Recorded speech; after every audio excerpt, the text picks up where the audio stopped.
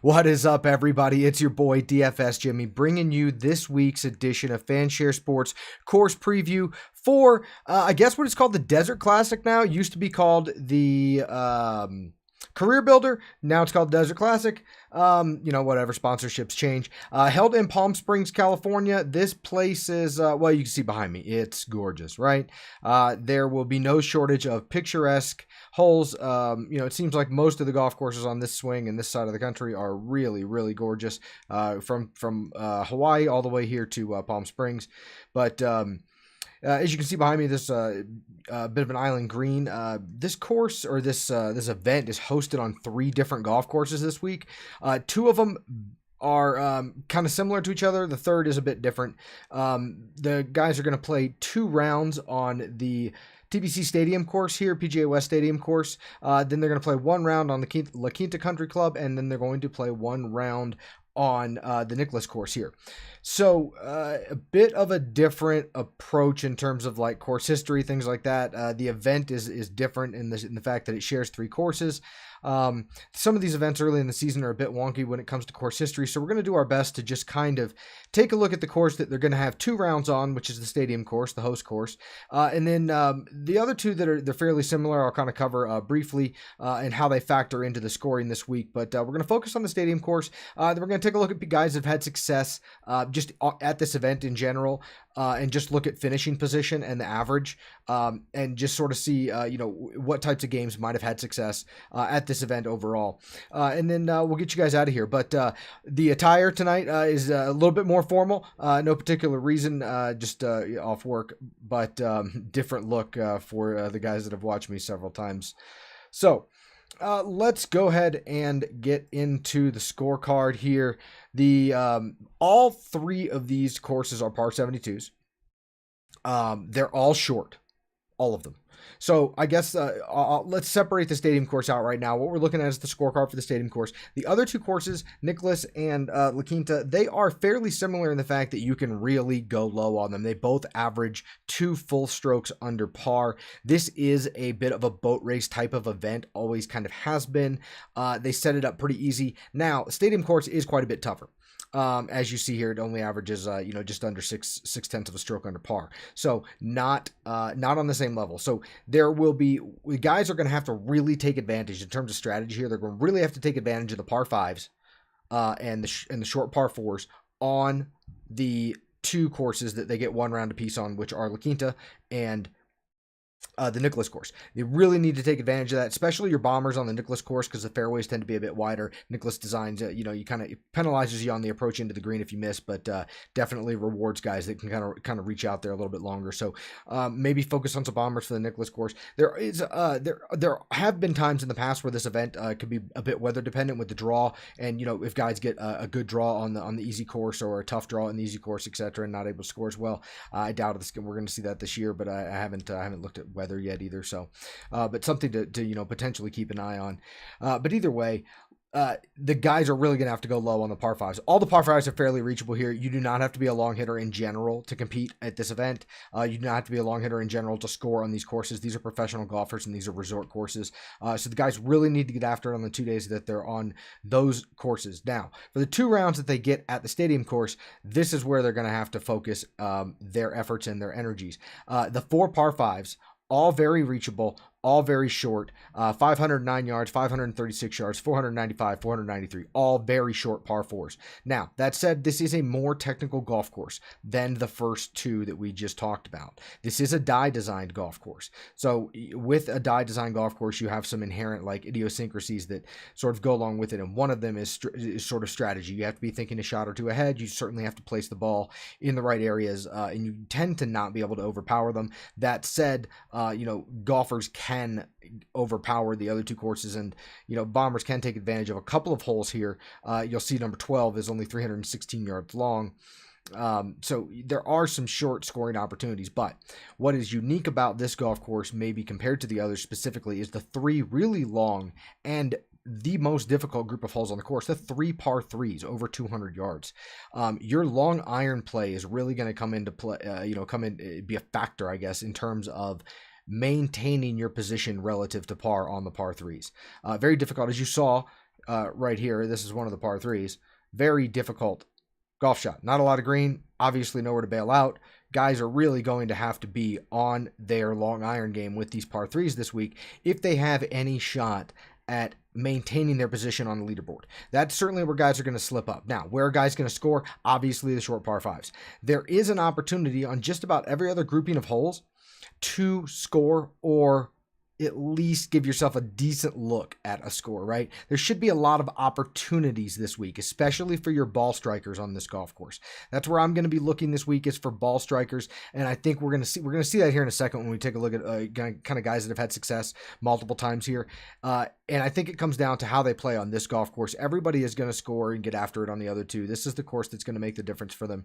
And they're still going to have scoring opportunities on the par fives, but the long iron play and the fact that you need to place the ball in certain spots and have control of your game from tee to green on this golf course is what makes the difference, I think. So that's where I'm going to be focused.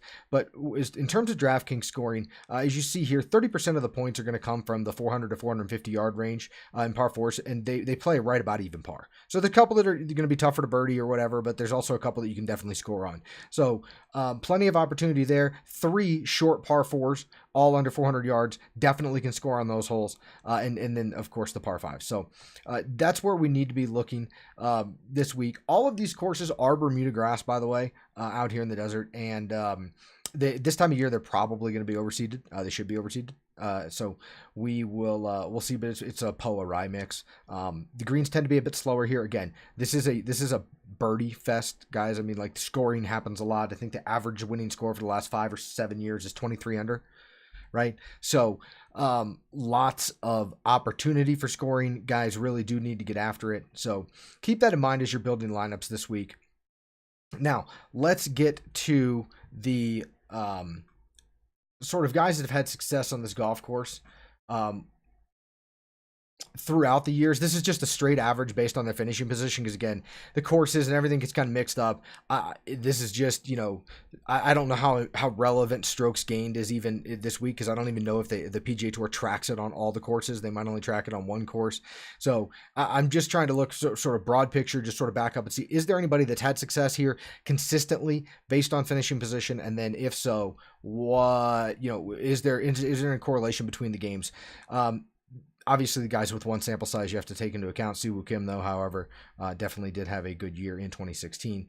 Brandon Harkins last year had a good year, played this event for the first time. One thing I did notice as you go back all throughout the years is the winner of this event seems to have had played this event at least one other time. They didn't have to be terribly successful at it, but they did make the cut the previous year, and that's been for the last 5 years. So for what that's worth. Grayson Murray, oddly enough, seems to have played this event very well the last 2 years. Average finish at 13th. Grayson, sort of a bomber, was on a hot streak for a little while. Obviously fell off the radar. Only $6,600 this week. Not sure. Not really sure how I feel about Grayson Murray finishing there, but anyway, or where his game fits into this. But Adam Hadwin obviously has had success here throughout the past, at least consistently, and he's not a long hitter. Tee to green guy, nothing to really write home about. Tends to be a really good putter though, and maybe that has something to do with his success. A good ball striker when he's on. And obviously has had success here at this event. Seamus Power, a couple of decent finishes here, but there's not a lot of consistency in finishing position. It doesn't seem like, and it seems like anybody can kind of come up and have a really good day or a really good sort of event. It is called the Career Builder after all, or was called the Career Builder after all, and it did seem to sort of put guys sort of on the map or give them an opportunity into their first victories, things like that. So don't be surprised if we see a first time winner here this week, or anything like that. Bill Haas seems to have had some success here, a 6th, the 1st, and 9th, the 17th, and obviously a miscut last year, but Bill Haas's game aligns fairly closely with Adam Hadwin's, actually, in the sense that neither one of them, they're both kind of neat and tidy players. Don't tend to flash in any one specific area of the game, but they do keep it. They're both fairly short hitters. They keep it, sort of a in the fairway, onto the greens. Tend to be good long iron ball strikers as well, both of them. And Adam Hadwin, again, tends to be a very good putter. Bill Haas, not so much. But either way, his ball striking's obviously led him to some success here at this event. But really, as you scroll down here, there's not a lot of a lot of consistency. Charles Howell III, it seems like he's played well recently in general, but he's also played well here. After a couple of years struggling, had some decent finishes back to back. Brendan Steele, very good ball striker, had some solid finishes in there, mixed in with some other made cuts. But very solid long iron ball striker as well. So it seems to me Jason Duffner's won this event. Lucas Glover's had some success here. Hudson Swafford. So I would say the consistent theme in terms of course history at this event is the fact that you are a solid long iron ball striker and you happen to be on. Maybe you have a good putting week. The greens do tend to be a bit slower here, so that helps. Maybe some of these bad putters maybe sink a few more putts or maybe play a little more aggressively, on the greens than maybe otherwise would have.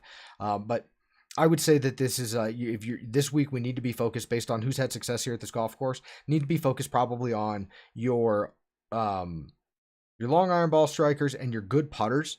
Because you do need to make putts. You do need to score on this golf course. You guys are going to have a lot of opportunities, but everybody's going to have a lot of opportunity here. It's about the guys that are going to convert to putts. So I would say, maybe look for guys that are, either have a hot putter right now or are good, favorable Bermuda putters. But again, we're overseeded here, so maybe slow green putters, guys that putt well on slow greens. But I'm going to be looking for strokes gained approach guys. Because I feel like everyone's going to be able to get in the fairway here. It's guys that really excel in strokes gained approach and keep themselves out of trouble on the stadium course. But par 5 scoring definitely going to be very important this week as well, especially when you factor in the other two courses.